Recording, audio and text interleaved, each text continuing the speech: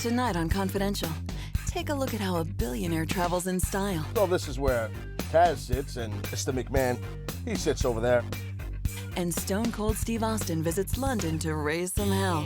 What a role model, right? Thank you, sir. Tell him I'm a role model. He's a role model. For what, I have no idea.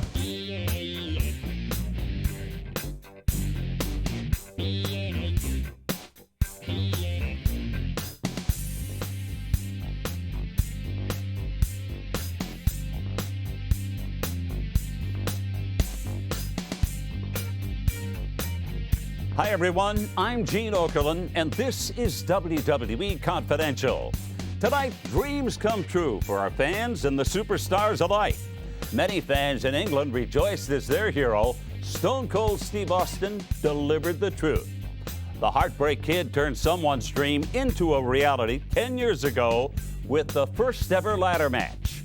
And Randy Orton flashes back to see what he would have been like as a part of the Beatles.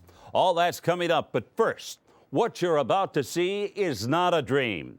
It's the reality of one man. What must it be like to have it all? Your own company, $1 billion in assets, and when you need to get away, your very own private jet. We can only be speaking of one man, WWE Chairman Vincent Kennedy McMahon. It's all very desirable, but what interested us is the private jet. So we searched and searched until we found someone in Mr. McMahon's inner circle who would not only have access, but would be kind enough to give us a tour of this palatial estate with wings. Well, hello there. It's moi, Taz, and I'm here with the WWE corporate plane, Mr. McMahon's private vessel. And me being who I am, Mr. McMahon lets me use the plane at times. I take my family on vacations with it. You know, if I got to run down to the store or something, maybe the store's a few states away, I jump in, I fly around on it. We're going to check out the inside, so without any further ado, let's go in.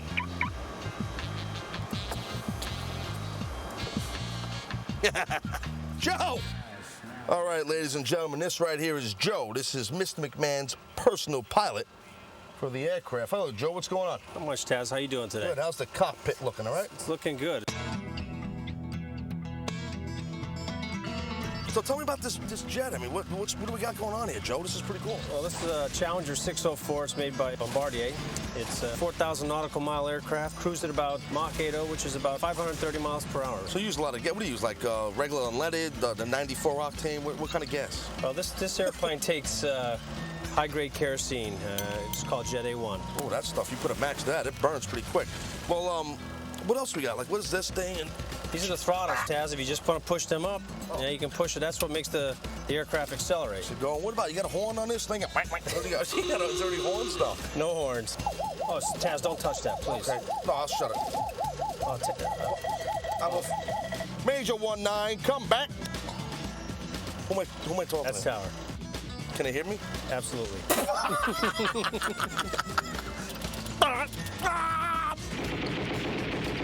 Mayday! Mayday! You ever do that? No. Never do. Never do that. That's great. Nice talking to you. This is the bar area, the galley, as we call it in the airplane business. Keep all our fine china up here. Mr. McMahon has the finest china, obviously, and he's got his coffee maker here, big coffee drinker. Also, in here we got a little, my favorite, a little espresso machine right here. A little cup. Whoa, easy there. And by the way, nice granite right here. Finest wood, mahogany wood. The best, only the best stuff. Over here is the, I don't do my own cooking, but I have the flight attendant, you know, she does the cooking for me and the boss, you know. Over here's the oven, little oven schnabbits. Over here, this is some more wine glasses. Well, someone took one here, we got a little problem. Some more fine winery area. And now here, you got all your little compartments. I want to peek before we open. You know, you got your little napkins, and there's all sorts of little compartments. There's beverages. This is, whoa, you don't want to look at that one. No, this is like snacks and stuff. Let's see what this one is here. Thought it was like a safe. It's just like snacks and stuff. Thought maybe that's where Mr. McMahon kept his loot. Need something bigger than that. Anyway, so, and also, you know, you can close the curtain so you don't have to see the pilot, Joe. Or you can close this here So you don't have to see me or anybody. See, now you don't see me now, right? But now you see me. Now you don't see me. How you know, happy Taz, mean Taz. Anyway, it's the finest fabric stuff. This is like, I don't know, what's this, velvet? Or like a cashmere, like a velvet, or I don't know. It smells pretty good. Hello. This is what I like to call the corporate area. Wow, this is really nice. So this is where Taz sits, and obviously the boss, the chairman of the board, the owner of this vessel, Mr. McMahon, he sits over there, and obviously Mr. McMahon forgot the flight attendant to set up a place setting for me. But sometimes me and Mr. McMahon, after we're eating, play a nice game of pinochle, him and I. Or sometimes checkers, chess, go fish. Sometimes we have a little pinky wrestle, thumb wrestle. And then, you know, Mr. McMahon's got those big guns, he's all jacked and stuff. Sometimes we do a little arm wrestle. Always beats me up. The lounging area here and the lovely couches. Beautiful customized WWE pillows. And then you got a little screen here, tell you where you're going, where you've been, where you're headed, what you're doing, what you're not doing. And you can watch DVDs on here, movies. Mr. McMahon will watch the best of Taz tapes, some of my greatest matches. Tape's only 4 minutes long, but, you know, we enjoy it. Want some cashews? Yeah, we see we've got some cashews. I know Mr. McMahon doesn't like cashews, but, look, this plane is so cool, the cashews ain't even, they're not even open. Back up a little bit. We got some chips over here. Sorry. But we had chips over here. Mr. McMahon, he's more of the protein bar guy, not these bars. Well, we're going to get that straightened out. Joe, get on this later, all right? I dropped something. Nice little entertainment center here. Well, I don't want to mess around with this. This is like for VHS, and then you have the DVD player. Well, over here, you got all the movies and stuff like that, and CDs. The entertainment stuff. Down here, this is pretty cool. Right, so you can see what's going on here. Fax machine right here. We're always doing, well, I messed that up. We're always doing business, you know what I mean? Mr. Man's always doing business. You know where I am right now?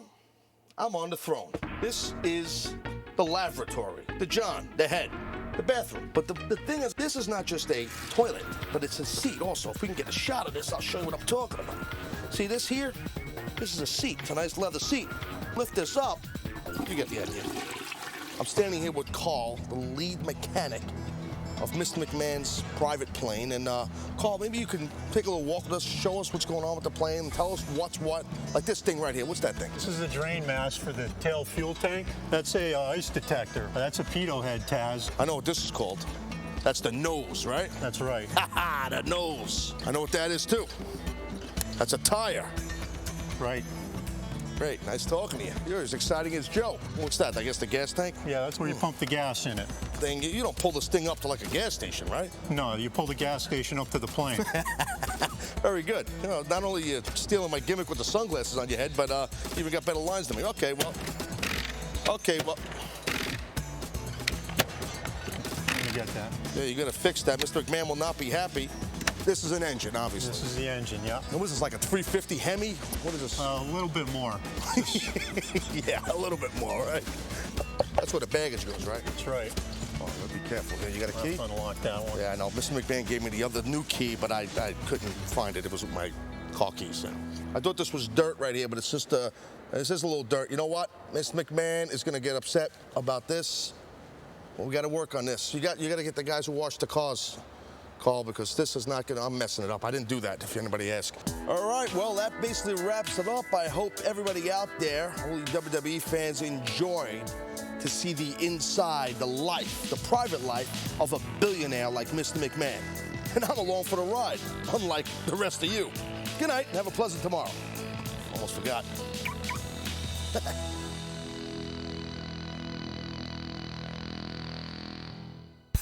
Up next, it's been a decade since his legendary ladder match at WrestleMania 10, and HBK is still on top. You know, for them to say, you know, let's put Shawn on the cover. It's the 10th anniversary of his ladder match. It's fun and it's cool, and every performance that I have since I've been back has been that way. And now, WrestleMania Recall, sponsored by Stagger 2 YJ Stinger, the official extreme energy drink of WrestleMania 20, where it all begins again. Oh, for God's sakes, don't do it, Jeff. What's he gonna do? Don't take this chance. Not this. No, he won't. Swanton bomb! Top of the ladder! To the floor! Through the table! Good night, Bubba Ray Dudley! And good night, Jeff Hardy! This is amazing. WrestleMania Recall. Counting down to the greatest sports entertainment spectacular of all time, WrestleMania 20, where it all begins again. When you mention ladder match, you might think of Edge and Christian or the Hardy Boys, but the real innovator of the ladder match was the Heartbreak Kid, Shawn Michaels. And this month's Raw magazine celebrates 10 years since the very first ladder match. So deciding which superstar would be on the front cover, it was a no-brainer. What we're doing here today, we're at tracks, which is near the railroad tracks. Cut! I'm doing a photo shoot for the Raw magazine. If it gets approved, I'll be on the cover. If not, I'll be tucked somewhere in the back, I'm sure. Cut! All right, and go. Who will climb the ladder of success and become the undisputed Intercontinental Champion here at WrestleMania 10? The 10th anniversary of our ladder match at WrestleMania 10. So that was the premise. Me on a ladder, still going. They're all money, baby. I'm money. There goes the train. Cut! The one outfit I wore was my WrestleMania 12. First time I won World Championship, WrestleMania 12 in 1996. I could barely pry that one out of my mother's hands. She just won't let me. I'm not allowed to wear that one again because that's her, it's her favorite one and she feels it should be special. That was when you first won the title. It should be special. And you know what it is, but why can't I wear it again, Mom? No. She let me have it for the photo shoot. I have to send it right home, though. And then the other one, it was one of the first ones I wore with DX. And I wear that one now. I like that one. It's not overtly DX, and it's red and black, and lots of steel on it. See, I think it's easy being the Heartbreak Kid. Well, it's not. We've worked together a bunch. He's real easy to work with. He's got his own ideas, which are great. That's all I got. I'll just shut up and stick to the wrestling. Good night. Thank you very much. Having been here so long and worked with them enough times, they say, not feeling natural or whatever, take a second, breathe, whatever, and then boom, jump back into it. And so I mostly just listen. Yeah, I'm just throwing stuff out there. I'm afraid to say no way. All of the suggestions are I do the wrestling, that I know. This stuff I got no idea. I'm just babbling, so by all means don't. Okay, Sean, here we go. Let's take a stab at 3, 2, good. We were hoping to get something that kind of looked like Sean of yesteryear in terms of his attitude with a ladder. I created the match. How can the ladder be more important than me? It's not. Sean was mocking the difficulty of being a model most of the day today, which was fine. When you do something like this, you can appreciate how those models, when they say, it looks like what we do is really easy, but it's, it's long days and it's hard. He likes to play around a bit, so it's always a loose set. What would make this more difficult if I was on the beach with sun and water? Cut! Yes? No, I'm in the middle of an interview. I had to cut because of you. This actually best represents the showstopper. Me being a complete idiot during an interview. It's me just having fun. All of that stems from the same place for me, and that's the sheer joy that I get going out there and doing my job. I thought I'd never do this again. Thought there was absolutely no chance I'd ever do it again. So when I get a chance to, to do a photo shoot, to be on the cover, for them to say, let's put Shawn on the cover. It's the 10th anniversary of his ladder match. It's fun and it's cool, and every performance that I have since I've been back has been that way, and it'll be that way until I'm actually finally done. Oh my, and cool. Cut. When we return, falls count anywhere as the hardcore legend Cactus Jack takes on Sting in this WCW Classic. I can't for the life of me can imagine why Sting did this. I mean, the guy has everything, the world title, money, and he gets involved in a madman match with the craziest man in wrestling, Cactus Jack. Welcome back to Confidential. This portion of the program is brought to you by Celltech and Nitrotech. Stack the odds in your favor with Celltech and Nitrotech. By JVC's XL PR1. Really tuned, really digital, really portable. And by Monster. Will today be the day they say you're hired? Monster, today's the day. This is Stevie Richards, GM of Stevie Night Heat. Being a hardcore wrestler for so many years, I was involved in a lot of hardcore matches. And obviously one of my favorites has to be the legendary Cactus Jack. So this week I picked the classic match of Cactus Jack versus Sting.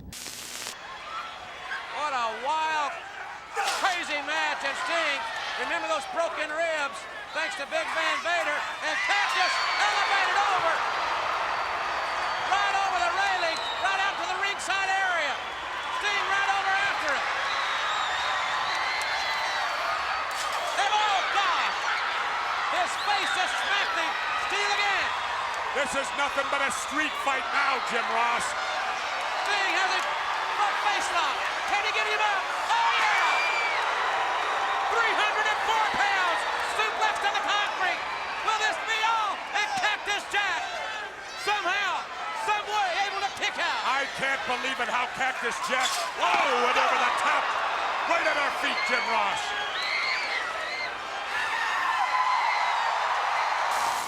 I can't for the life of me can imagine why Sting did this. I mean, the guy has everything, the world title, money, anything he could, and he gets involved in a madman match with the craziest man in wrestling, Cactus Jack.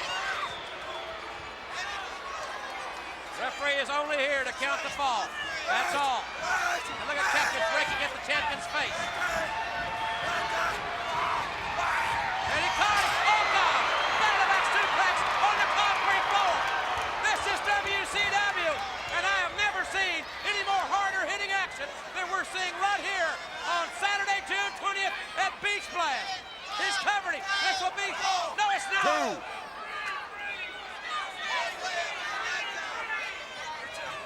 Cactus Jack somehow. And they both trade right hands, landing simultaneously. Cactus at 304, the bigger of the two, falling on top. Sting reverses it and got two out of it. And it's amazing, they're actually doing wrestling moves out on the concrete.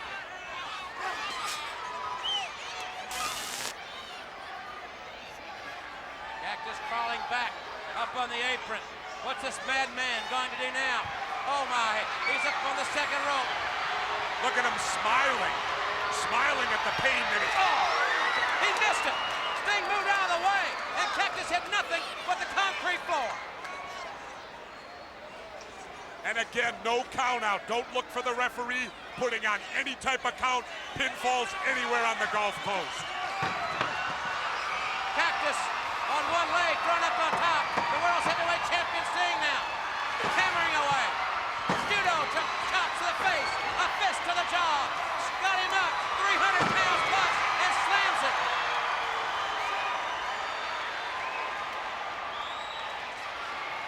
Sting now. He's got the chair.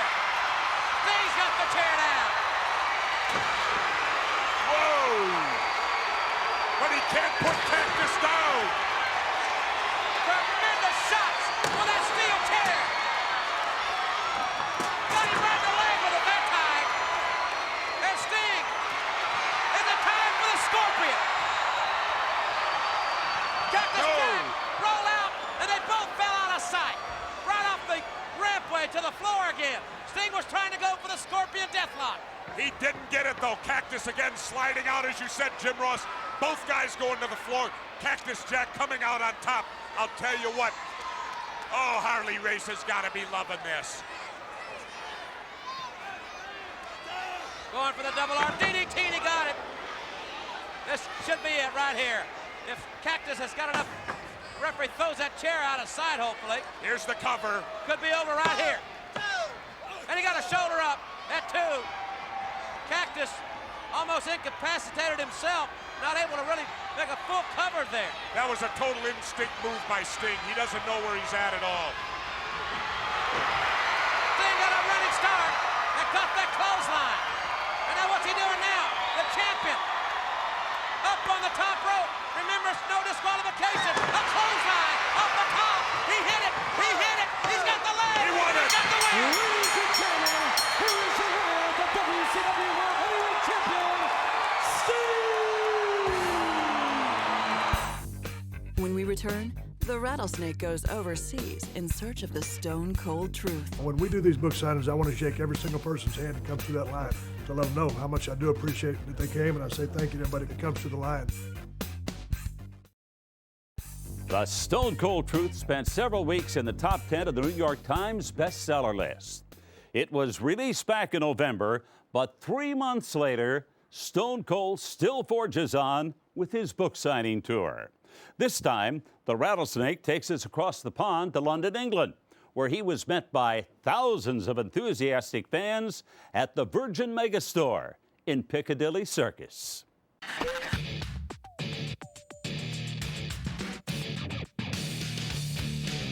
I'm here to see Stone Cold Steve Austin, the best wrestler in the world.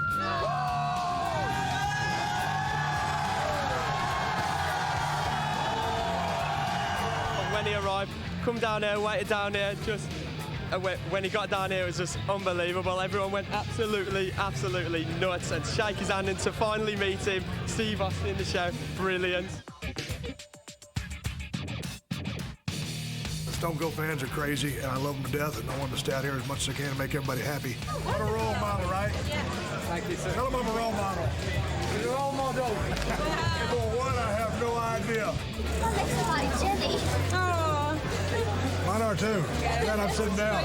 I've been following Stone Cold Steve Austin around since he's been here in the UK for the past 2 days. I absolutely love this guy to bits. Stone Cold Steve Austin is the man.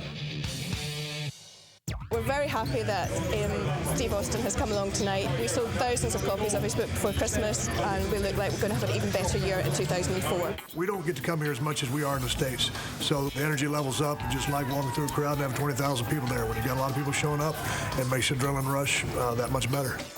We're very happy to have anything for the world of WWE in Virgin Megastores.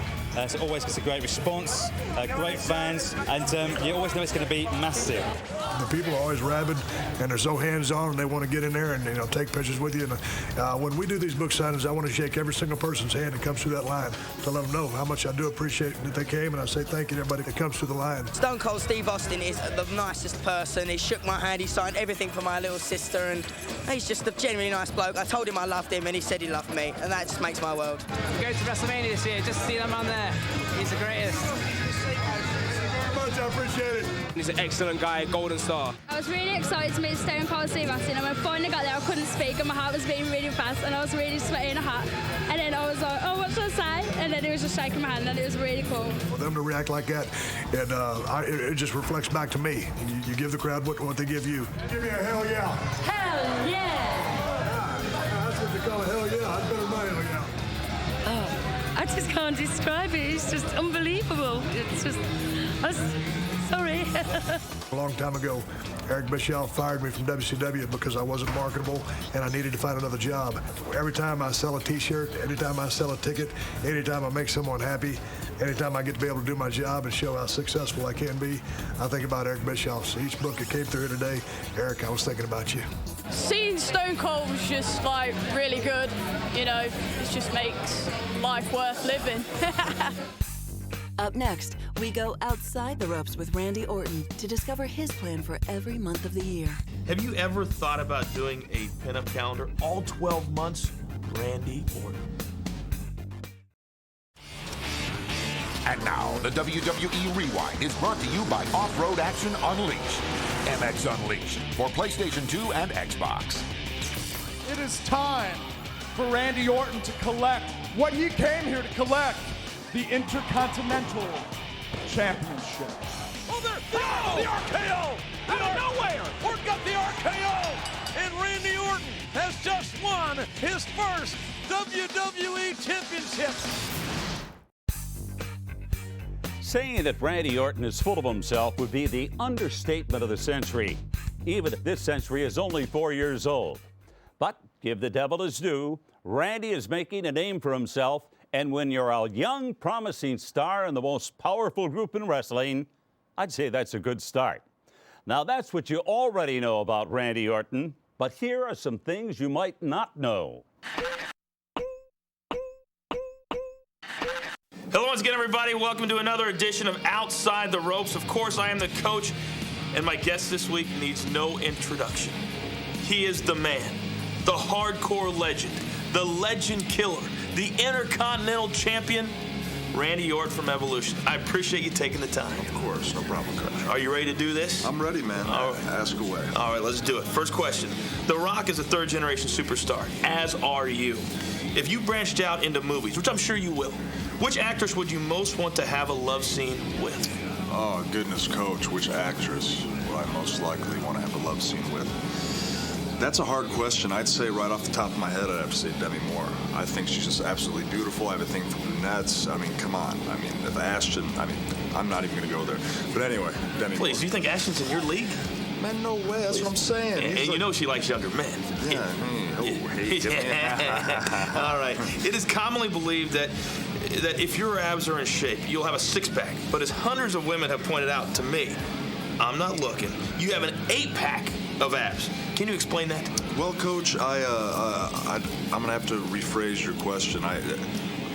Do I have an 8-pack? I did have an 8-pack, actually. I have a 6-pack now. Been a little behind on my training. My diet hasn't been quite up to par, so I have 6 abs. Last week I only had 5, so I'm coming back. I'm back in the fight for 8. It'll be 10 before you know it. Yeah. What's the worst pickup line a woman has ever used to pick you up? I don't think a pickup line is really the worst. It'd be a look, and usually it's a dumb look on her face. A look of awe, of course, because I step in the room and she Naturally.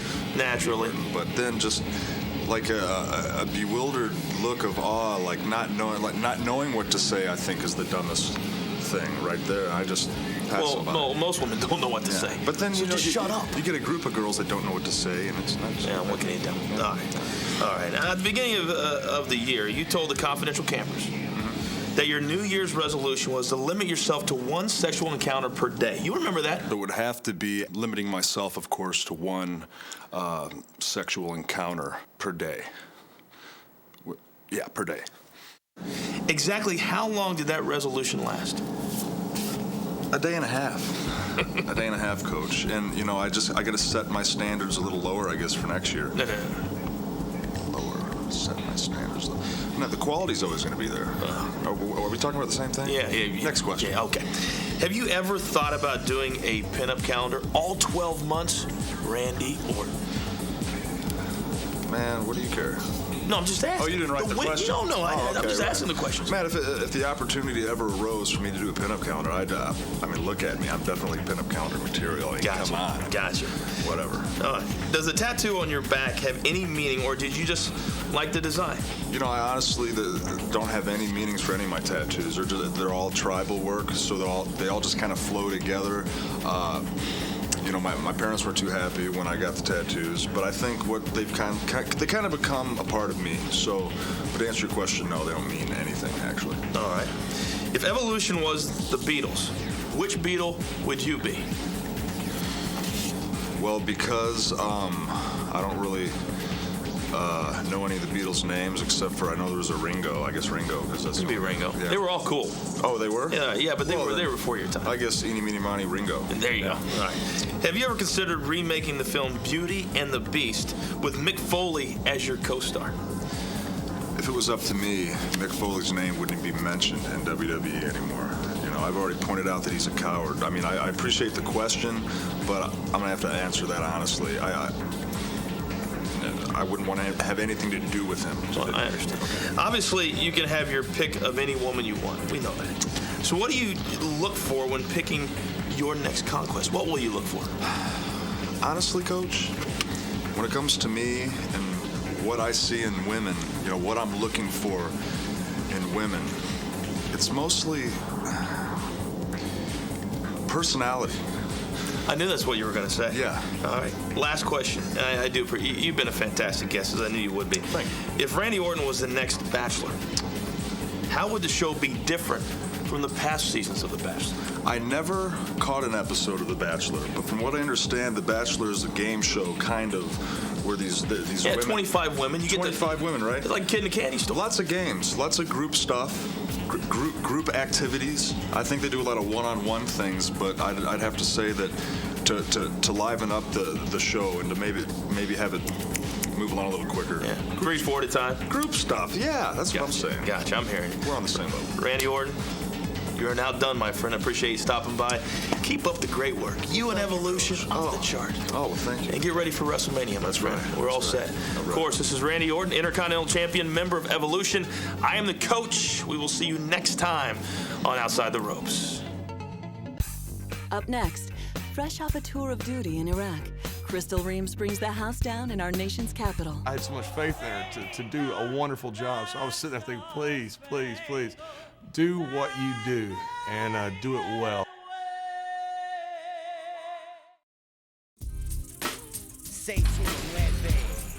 Welcome back to Confidential. SmackDown presents WWE No Way Out, sponsored by Off-Road Action Unleashed. MX Unleashed for PlayStation 2 and Xbox. No Way Out is coming to you live next Sunday, February 15th, from the Cow Palace in San Francisco, California, and will be available on pay-per-view. And you're listening to the official theme song for No Way Out. It's Crossing Borders, the original track by Rey Mysterio, off the new WWE Originals album, available in stores now.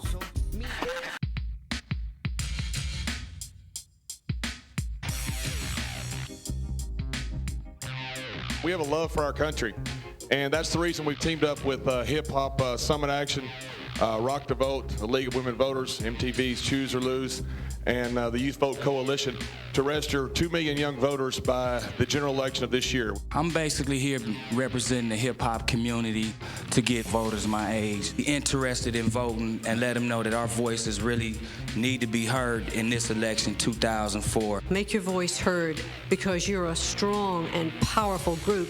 I see it every week. I see you 1,000 strong. I see you all across this country. You're involved, you're passionate, you're interactive, you're intelligent. Nobody has to get you guys going in that direction.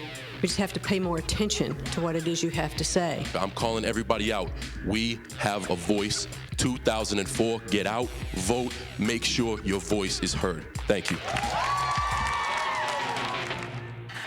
Bradshaw is one man who has truly used his celebrity to make a difference. Not only is he heavily involved in the Smack Down Your Vote campaign, Bradshaw has led the way for the WWE when it comes to working with our armed forces. 2 weeks ago, SmackDown was broadcast from our nation's capital, Washington, D.C., and Bradshaw saw that as another perfect opportunity for the WWE to once again work with our military. Bradshaw, who was instrumental in the WWE performing in Baghdad, has made a number of friends during his visits to military bases across the world. And Staff Sergeant Crystal Reams, who just returned from Iraq, is one of them. I met Crystal for the first time, Staff Sergeant Reams, in '02, Christmas '02. We went over to Afghanistan, Uzbekistan, Kuwait. She just absolutely ignited every crowd that she sang to, all with the Army Band. It was unbelievable. The United States Army Band, Pershing Zone, is the premier band of the United States Army, one of the premier bands, actually, there's 3. And every service, the Navy, Army, Navy, Air Force, Marines have a premier band, and the Army Band is the premier band for the Army. She's a wonderful person, but that transcends to what she does on stage. And so it was my idea that, we need to get her on our TV show. He suggested that I try to do the national anthem. I was nervous, a little nervous, especially today at rehearsal. Standing there, walked in the middle of the ring, and all of a sudden, everybody's just staring at me, and my knees started to tremble just a little. You see, by the dawn's early light. I put everything I had because I had so much faith in her to do a wonderful job. So I was sitting there thinking, please, please, please, do what you do and do it well. Ladies and gentlemen, please welcome, along with the color guard from our U.S. Army, Staff Sergeant Crystal Reams. She probably never performed to that many people in all her life and just turned it on completely. The live crowd just loved it. I hope it transcends to TV as well as it did to the live crowd because it was absolutely phenomenal.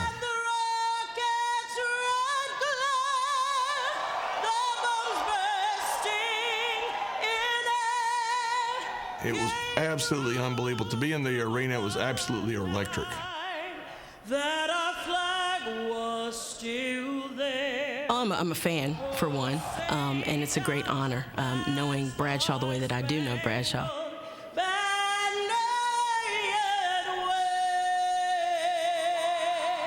When she hit it, I was like a proud father.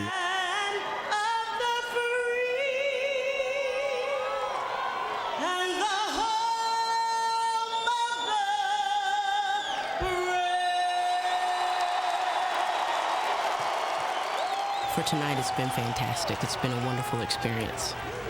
I'll treasure it always. That was a very uplifting moment, but it was just part of an emotional week here at the WWE. World Wrestling Entertainment is privileged to work with the Make-A-Wish Foundation, and 2 weeks ago in Hershey, Pennsylvania, Mick Foley invited one of his friends, Marco, to attend the Raw show. Although it was Marco's wish, it was the superstars and the fans alike who drew inspiration from Marco. We're sad to report that Marco passed away this week. Our sympathies go out to his family, but the people who Marco touched along the way are better for having met this courageous young boy. Thank you for being you. I love you. God bless you. I'm proud to call you my friend.